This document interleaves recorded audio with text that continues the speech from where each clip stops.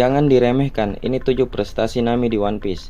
Tidak ada titik lemah di kelompok topi jerami. Anggota topi jerami tetap mampu menaklukkan prajurit musuh sendirian. Salah satu buktinya ya Nami ini. Dari tadinya navigator ahli tapi petarung lemah. Nami pernah meraih beberapa kemenangan spektakuler. Apa saja prestasi Nami di One Piece? Ini 7 yang berkesan. Halo teman-teman, sebelum saya membahas, teman-teman agar terlebih dahulu menekan tombol subscribe dan nyalakan loncengnya agar tidak ketinggalan terupdate dari saya. Oke, lanjut saja. Sebagai navigator, selalu bisa membawa Going Merry dan Thousand Sunny melalui rintangan absurd Grand Line. Di Ice Blue, tugas Nami sebenarnya sederhana. Ia hanya tinggal memandu Going Merry melintasi lautan, karena Zoro dan Luffy sama-sama tidak paham soal navigasi. Tapi, lain ceritanya di Grand Line. Mulai dari Reverse Mountain yang aneh, Going Merry dan kemudian Thousand Sunny sudah menghadapi berbagai fenomena alam ajaib.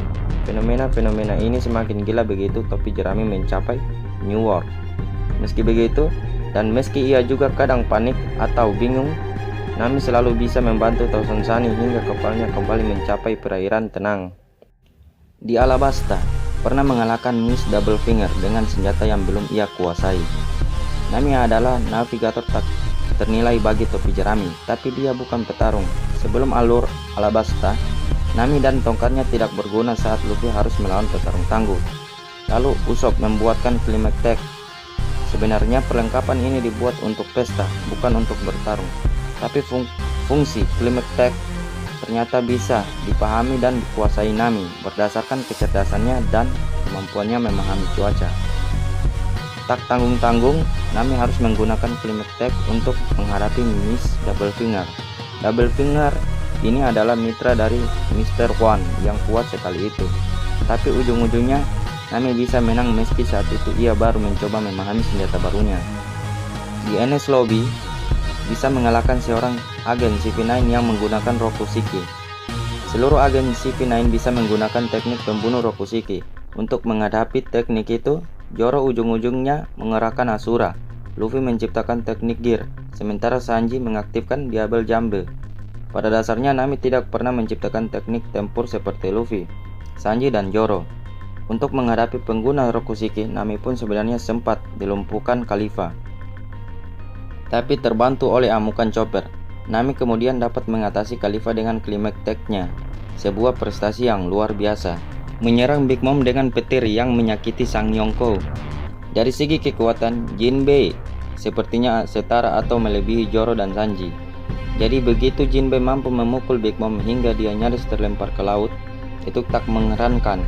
Tapi yang menarik perhatian saya selama Whole Cake Island adalah bahwa Nami yang sukses meluncurkan serangan yang menyakiti Big Mom memanfaatkan sengatan petir dari Zeus. Big Mom memang selalu bangkit, tapi setiap dia tersengat terlihat sekali kalau Big Mom merasakan serangan dari Nami. Bisa membuat Zeus tunduk kepadanya. Zeus adalah homies Big Mom.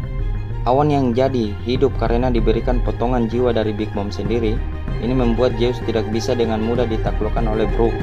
Meski begitu, saat Zeus berhasil ditangkap, Nami dapat memaksa Zeus untuk menjadi senjatanya.